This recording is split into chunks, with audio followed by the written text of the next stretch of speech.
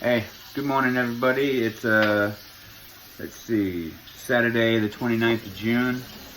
We got a whole bunch of ribs on sale at the commissary for like 99 cents a pound. So me and my buddy Liam right here, my boy, we're gonna go ahead and post a video or a few of here on Facebook on how to make some pretty bomb ribs. If you're wondering how to do it, you gotta have a smoker though. Alright, so alright. Let you know how it goes. Alright, here we go. So, first step of making your ribs. Alright, what you gotta do is you take them out the package and you gotta clean them off real good. Me and Liam, we cleaned them off real good already. I wanted to just take a part of the video of him actually taking the membrane off of here, but I guess he didn't hear me say, hang on a second, so we could show you, but he peeled the membrane off. Alright, it's pretty gross. It's basically like a thin layer that runs all along here. Alright, once you take it off, you can actually touch the fat underneath. If you buy a set of baby backs at the store or whatever, and you don't take the membrane off, it's just going to be a film on here. And the reason you want to take it off is because when you're smoking it or grilling it, you need to pull it off, because like the flavors and stuff from your ribs, right? They cook from both sides. Whenever I'm smoking my ribs, I don't go bottom down. I always stay bone down. I don't go top down. All right. That's because you don't need to, because I don't like to mess up the top the way it looks pretty when you're done, and smoke ring and all kinds of crazy stuff. But yeah, first thing you got to do is you got to remove the membrane. All right. Next thing you have to do is you gotta put that rub on them. Alright, so we're gonna put the rub on and I'll get back to you. Okay, we're back. We cleaned our ribs and stuff. You'll notice this is just one rack. You're like, why are they so small all of a sudden? This is just one of the racks of ribs. I cut it in half because my smoker's a vertical smoker, not a horizontal smoker, and I just didn't want them being in a big old U shape in my smoker. So you'll see later when we shoot, when I show you them going in, how this is better this way. It doesn't deteriorate from the food. I think it actually makes it better, easier to handle. You can serve somebody a half a rack of ribs if they want, or you slice them up easier. Also, you get some good seasoning in the middle. But yeah, after you finish washing them, you have to make sure you get some paper towels or something, and you dry them out. Pat them really dry, all four sides, underneath, all that. Make sure that they're all nice and dry for when you put this rub on. When you put the rub on, you want to make sure it sticks to the meat good. And see, Liam, he's getting ready to pick the rub. Here's this. They're both the same rub. This one just warm us out. When we run out, we just use that one. We really like the applewood rub on our ribs. Applewood rubs. Yeah, we like the cracked pepper one too. But go ahead and start putting that on there. Wait, this one first? Yeah, just do that one first. I'm gonna shake it all over there. Remember how we told him you can't really use too much. Just put it on there a whole bunch, man. Like that? Yeah, you could do that. Or a little more. It's not enough. Like, you can't use too much. Throw it on there. Blah, blah, blah, blah. Go ahead and open the other one, because we don't need it. Oh, no. Like, what the This heck? one's a new one. Oh, it's all good. Yeah. You're like, wow, there's so much on there. It's alright. You get it and you rub it in there real good, like. Alright. Just like when you do the pork booty, that pig shoulder, alright? That Boston butt. Alright. Okay. When you're rubbing the meat in there. Alright. You don't need to put it on there yet. Go ahead and start rubbing it in there. Show them how it's done. Remember how you massage it in there real good. You gotta find all the nice little folds. Get it in there real good, like. Rub it, rub it, rub it, rub it. Alright. Gotta get in all the creases. Just like before, you can't put too much. Push it in there real nice. Alright. You gotta flip it over and hit it from the other side too. Alright. Get all the left. Shake it on there. Just put it all over it. It smells really good. It does. I love the way it smells. It smells like awesomeness. It is awesomeness. Hey, you wanna go ahead and pop that one open and shake some on the bottom side? Oh. You're good. Or just wash your hands after. Don't do too much. Oh, I guess you can do too much. It's too much. Do it. No. How are you looking? Does it look good? Just put some on there. You're looking good. If you need to put some more, put some more. Put some on here. Put a whole bunch on here. Yeah. Shake it on there. Shake it on there. Is that good enough? That's a lot. Might be. Might get some more. I don't know. But you really rub it in there. You want to penetrate it deep. Make sure you get that deep penetration with your meat all the way in there. Like my dad says, pretend like you're giving your lady a back massage. Yeah, give her that good rub. Give her that good deep rub. On the deep tissue. You know how you like it. Yeah. All up in there. Making it feel good. Making it look good. Look at that. Look at that. It's getting real nice. Rub my meat real good. Yeah. You got out your meat, man? You got it straight? My All hands right. are so orange. Yeah.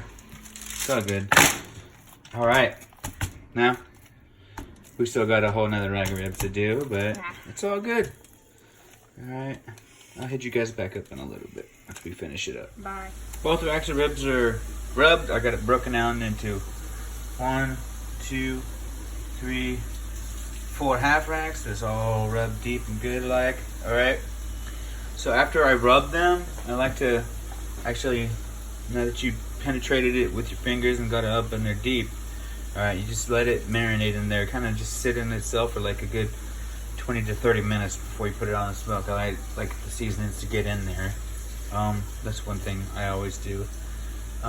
So one thing you can do while you're waiting for your meat to go, if you haven't done it already, get your wood chips. Alright, always want to soak them in water. Alright, for a good 30 minutes before you put them on. You don't want them burning up too quick. Alright, always soak your wood chips. And you can get anything else ready, like underneath my meat, instead of smoker, you can put water in the little pan. I like to put apple cider vinegar in it. So we got some of that over there. Remember, when you put these on here, you can only smoke them for about 2 hours. It's about 225 to 235 to anywhere 225 to 245 really is what I usually have, pretty good luck with. And once these actually hit a internal temperature of 165 degrees, they won't take any more smoke. It's the same as with the pig butt that I did last week or whatever. Once it hits 165, it won't take no more smoke. It's basically already cooked by the smoke. Alright, anything you're doing after that is, any extra smoke is just building up and making it not taste as well. Not taste as good. So after it hits that, I'll take this foil or whatever, some more foil, and wrap each of them individually. And inside of each little full boat we'll talk about is, I'm gonna have apple juice inside of it, because I like to use apple juice. My applewood chips, my applewood rub, and some apple juice. You do it with the apple juice for tenderizing it. You can do it two ways. You can go to the store and get yourself a big old jug of apple juice and stuff. You don't know what they put in it, or a lot of times, what you can do is look up for some homemade recipe for apple juice. So what I've done here, alright, I'm gonna make some homemade apple juice today. I've got 2 whole apples, alright, cut up and put in here. I did it about 15-20 minutes ago. Put them in here with 5 cups of water.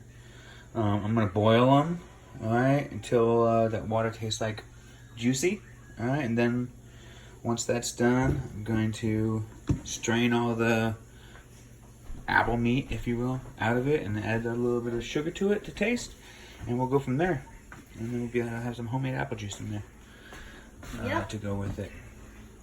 Yeah, so I'll get back with you once we get everything rolling. Alright, we're back. Smoker's up to the correct temperature. I'm gonna go ahead and throw these bad boys on here, 2 per rack. Alright, and then we're gonna go ahead and add our wood chips to it. Alright, we got this wood chips. Got a little apple cider vinegar. Yeah. we'll get it rolling. So here we go. Get these tongs.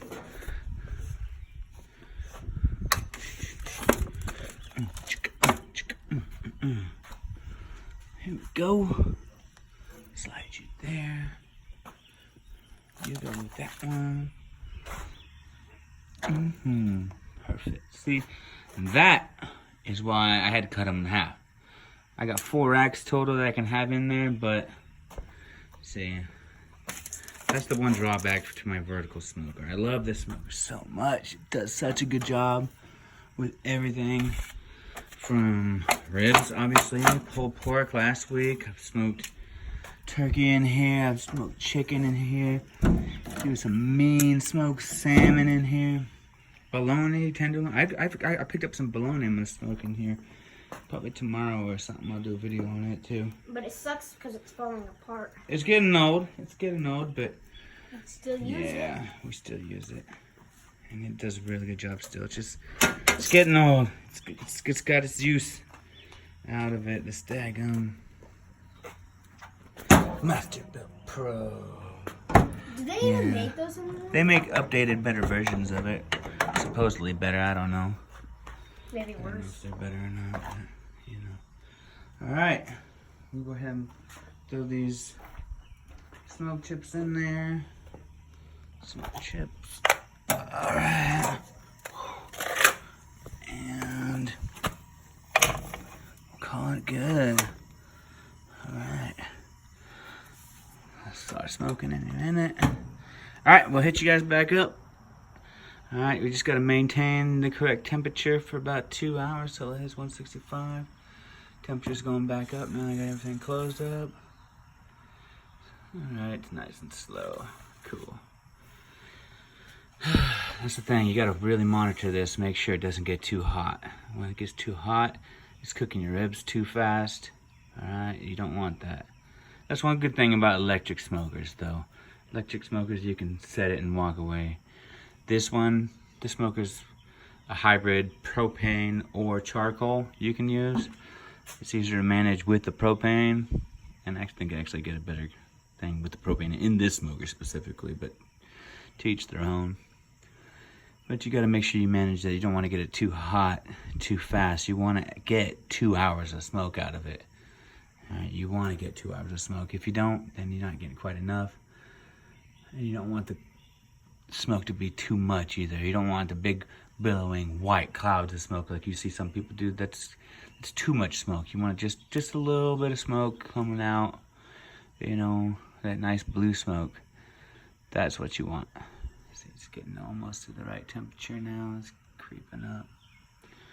We don't want too much. But we'll hit you guys up later. Alright, show you guys how we're going to make this apple juice.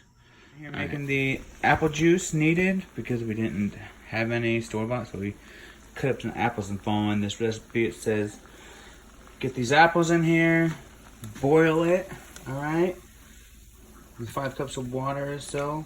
And you boil it. Once you get to a rolling boil, you drop it down to a simmer. So we put it on 3, see how that goes. And it says let it simmer in here for about 30 minutes while you stir it occasionally and stuff. Alright, and then once it's ready, the water should taste a little bit like an apple and should start turning brown like apple juice does. And once we do that, once it's like that, then we can strain it out. We've got our strainer and our juice jug, or juice pitcher ready. Alright, so yeah, all we just need to do is get our sugar ready. So, alright. You should make them. You should show them the cool smoothie you're making. I'm also making a smoothie with the Ninja. Yeehaw.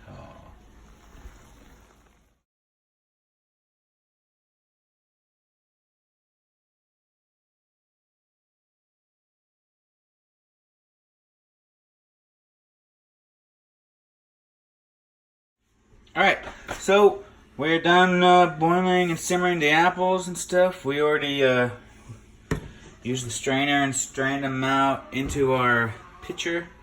Alright, the 5 cups. I guess, 5 cups isn't that much. I don't know if you can see the level where it's at. I guess you use more apples to get a more amount.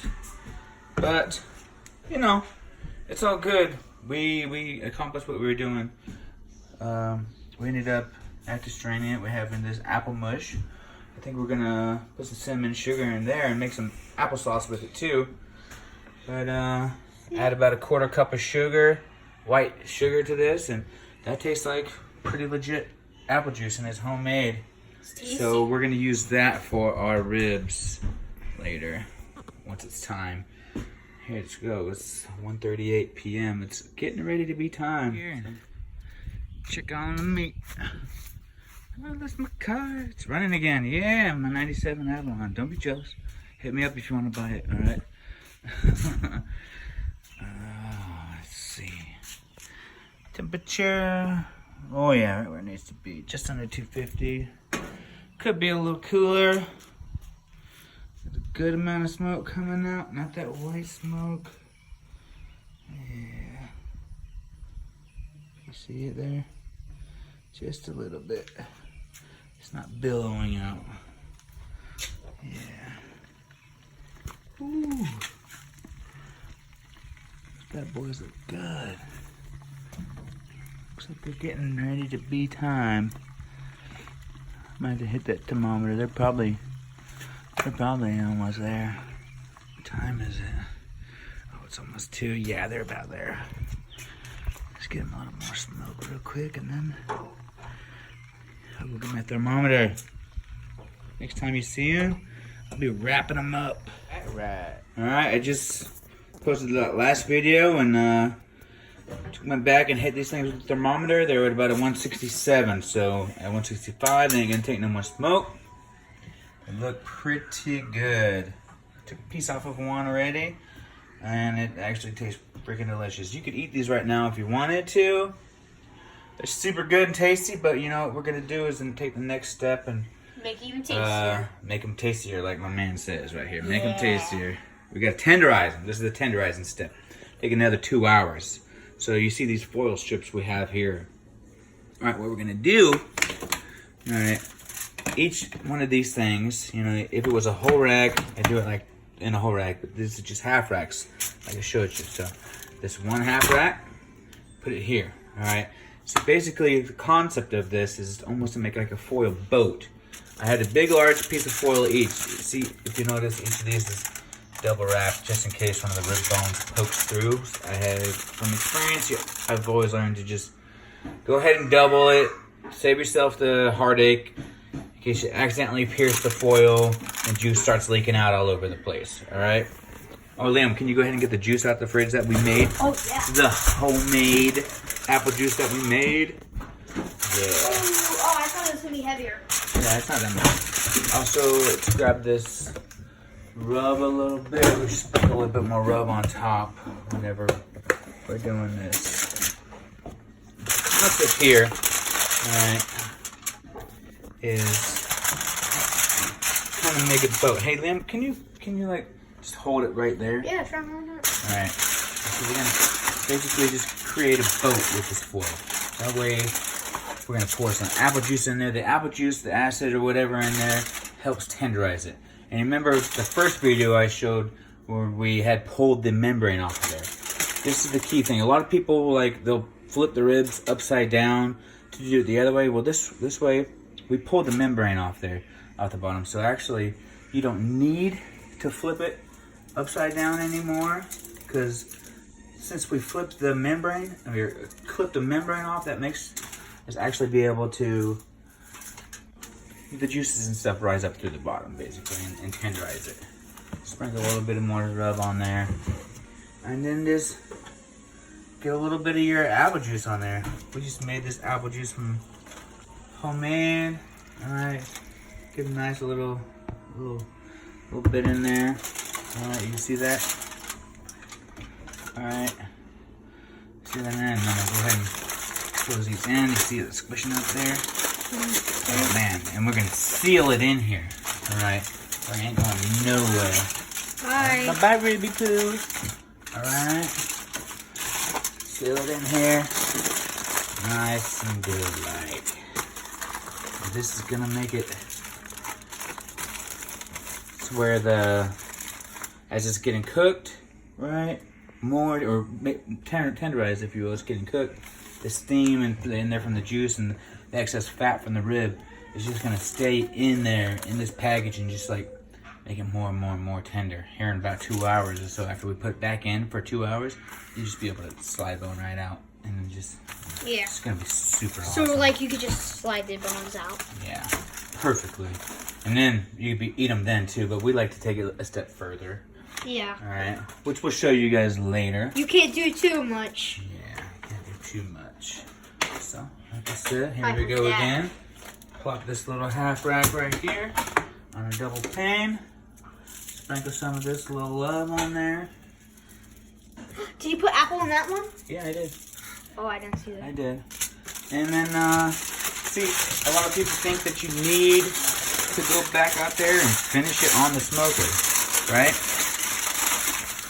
But they don't think about it. You already hit 165 degrees, right? So you ain't getting no more smoke on it. So you could honestly just put it back in the oven. You could set your oven for 235 or whatever, you know, and just slide it in the oven. All right, it's hot outside, and I'm trying to do some energy efficiency, so I've already got my smoker going. That's most of the reason why I throw it back on the smoker. Oh yeah. You're just basically, at this point, you're just baking it. All you're doing is baking it. I didn't know that. Homemade it. Yeah, that's all we're doing at this point. Is baking it. We smoked it already. All the smoke is all over it. Oh, I saw. And just baking it. For a second, I thought we were just smoking or something. The last part, though, the third 2-hour part, that's why I really like it being in the smoker. Because you're still getting some of that residual. If you got an older smoker like me, you know, it's really seasoned, really good, because, you know, how many times do you ever clean your smoker? You don't clean your smoker, right? You just don't do it. So it's kind of like a sin, cleaning your smoker. Alright. But, alright. We're rocking and rolling on these. So we've got a couple more, and then we're gonna throw them back in there. Alright, we're back. Alright. Getting ready to pull these off of here. We had a 2-hour baking time inside of here after we wrapped them. Now it's time to turn these foil wraps into foil boats. We're gonna turn them into little foil boats inside. So take them off. Alright. Let's start putting that barbecue sauce. Alright, y'all. We just brought these half rib racks in. Alright. Took them off the smoker just now. It's time to turn these things into foil boats. We're gonna start the basting process. So far, what we've done is we smoked them for 2 hours. All right, brought them to 165 degrees. Once they reach that, they can't get any more smoke in them. Then we made some homemade apple juice and poured it in there once we made these little packages. All right, put them in there, wrapped them, sealed them up, and then put them in there another two hours at 235 degrees, and now they're just super nice and tender. I could reach in there and pull the bones out right now easily if I wanted to, but it's really hot. So Liam's gonna hold this camera right about here, looking at what I'm doing, and I'm gonna show you how to make this little foil boat with these ribs so we can start basting them. And when you baste them, all right, it doesn't matter what you use. You can use your own homemade barbecue sauce. You can go get just some crap barbecue sauce. It's whatever you like. Right at this point, you can go down Dang Famous Days or whatever and buy their junk. Me, I just like, I have my own recipe that I actually have, and I actually got another one from one of my friends from Guam. He told me his secret recipe. That stuff is super good. But today, on half of them, I'm gonna use the Sticky Fingers Sweet Southern Heat, and the other half I'm gonna use Stubbs Sticky Sweet. Super good. Both of them are super good. What you do is you make a little boat like this. Alright. So I showed you before.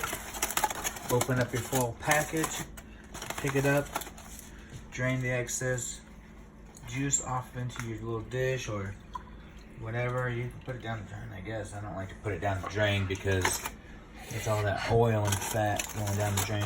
It's not really good for your pipes. So, look at that. Oh, that one's the good one that I was telling you about. Whoa. Real pretty. Real pretty. La la. Make you your little full boat. Like wow. Okay. Because what you're going to do after you get these all sauced up liberally, like you like them, alright? You're going to put them back in, alright? And I like to, you know, do it anywhere. I'll baste them up real good, alright? Stay right there, man.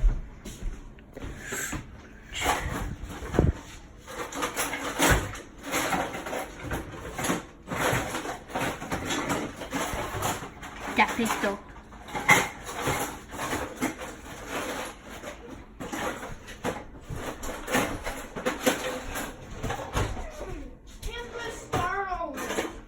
We are making a video, dude.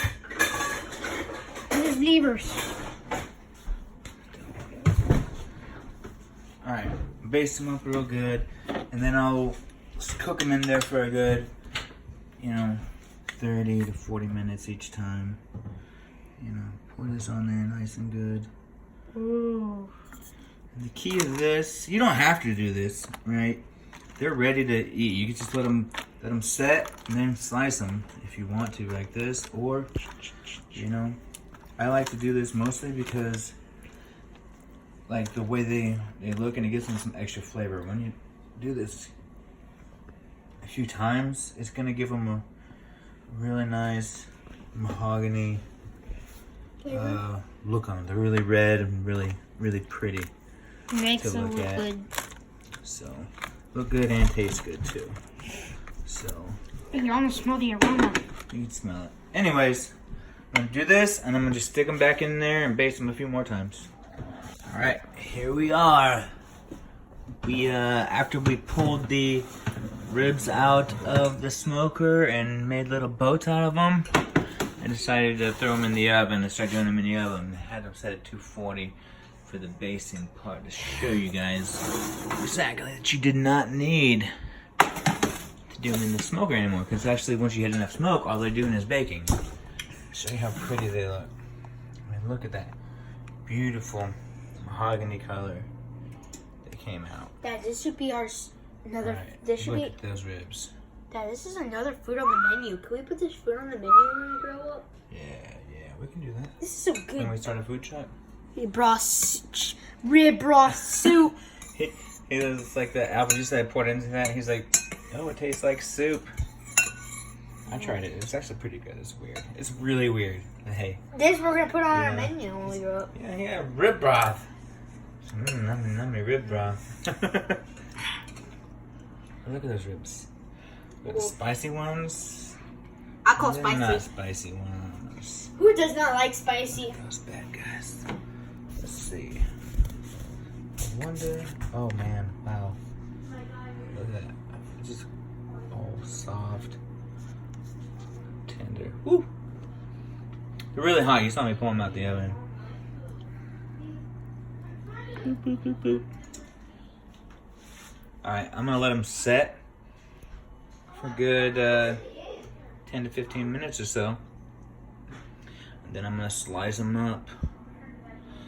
Alright, you guys, thanks for watching my videos Yeah, thank you. about making these ribs. Thank you for all the views. Twinkle. Hey, don't forget to like and share, right? Yep. You should really try to make the Later, broth Tater. though.